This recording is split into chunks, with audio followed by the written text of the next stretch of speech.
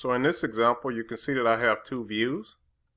The top view along the top is sometimes called the plan view, and then the bottom view here is going to be labeled as the front view. So anytime we're creating these, remember that you sometimes have to refer to the top and to the bottom to get the measurements. For example, if you're trying to look for how far this line is away, you're going to have to refer to the front view and see that it is 0.95 away. And that's going to be real important to our offsets, so we're going to have to know where these lines are when we have to create them. Another thing that we're going to have to try to figure out is how wide these lines are. And you can see from the radius dimension I have here that can calculate me from the center of this down to the point. So if I double this, that should give me the total width of my object. So let's go ahead and switch on over to AutoCAD and start drawing. Okay, so there are many different ways that we can attack this. I'm just going to start with the line command. I'll click my start point, and I want to make sure that my line is going horizontal. So I'll select ortho. I'll drag this direction and type in 5.75. Next, I want to go up, and we figured out the length of that line, in this case, which is 3. Enter, and then I want to come back to the left a distance of 5.75. And then at this point, I'll escape.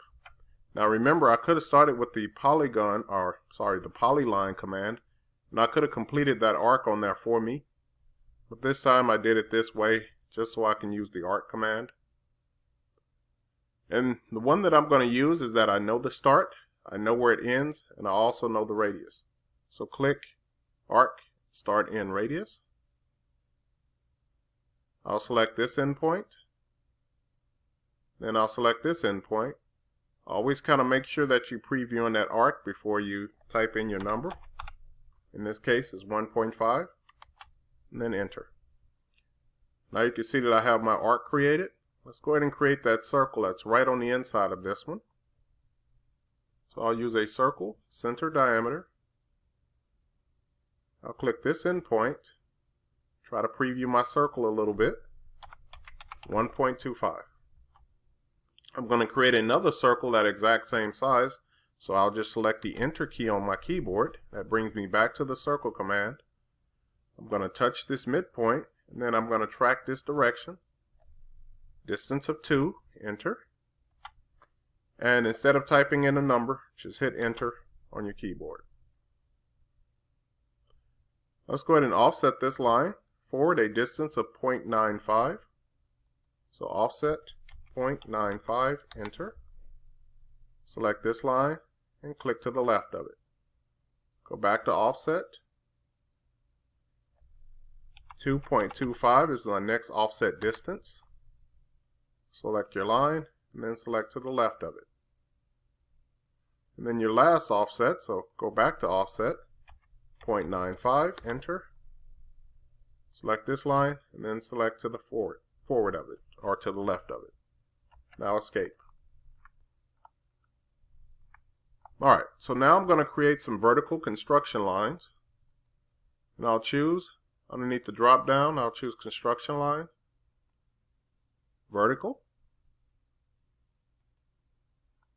I'll click these quadrants and midpoint, so here, in this quadrant, I'll go to this endpoint of this line, the endpoint of this line, back to the quadrants of my circle here, endpoint on this line, then my last endpoint is here. Escape. Next, draw a line, and you can see I give myself a little bit of distance underneath this, so make sure you start on the outside of this line and then draw a horizontal line going straight across. Once again, you want to make sure that you are outside of this line and outside of this line. Let's go ahead and use offset.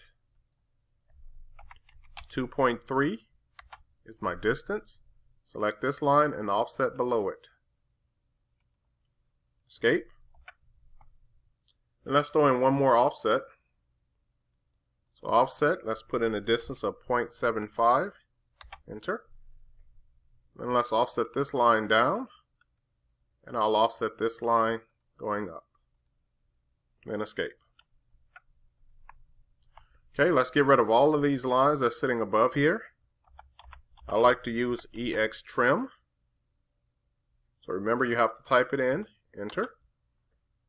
I'll select this line and then click anywhere above it. Hit the enter key.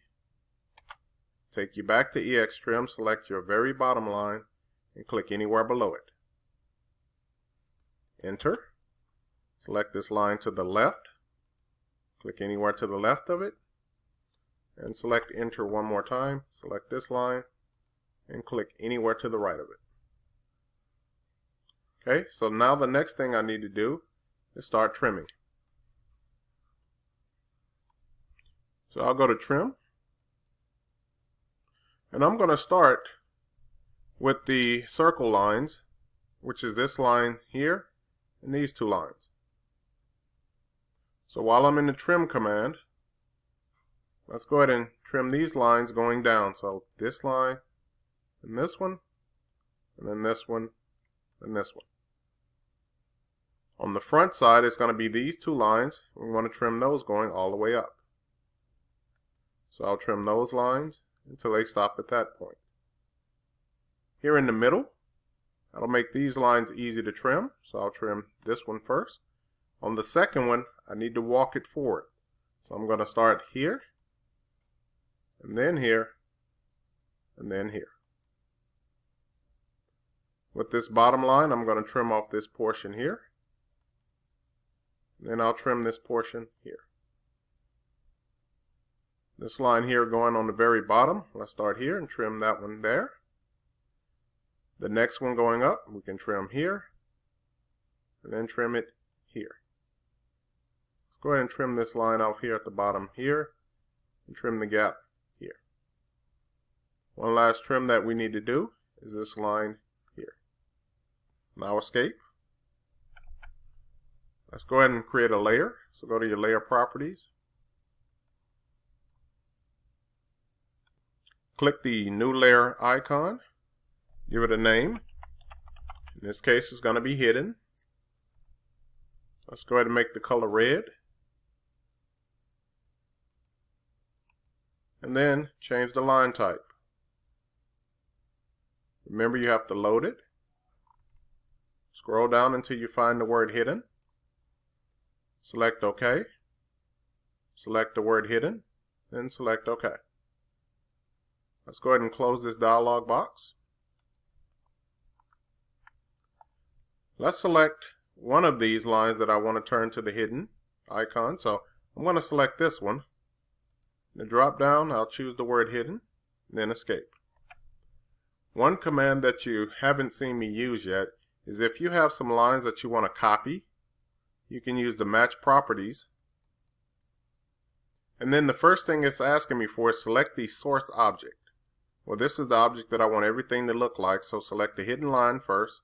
You don't have to select enter or do anything else after that. Now click on the lines that you want to change. So I'm just going to click these other lines that I want to make it match, and then hit escape. Okay. So now that I have this completed, and thank you for watching.